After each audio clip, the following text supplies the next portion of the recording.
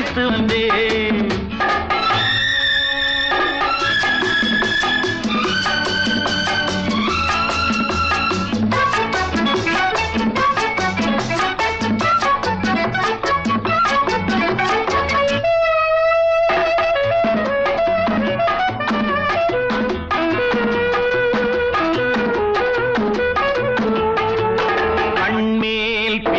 கைமேல் முடியும் கதையில் என்ன தயக்கம், மலர் கட்டிலறையில் அன்பு கிட்டும் வரையில் சொல்லும் காவியத்தில் வரும் மயக்கம்.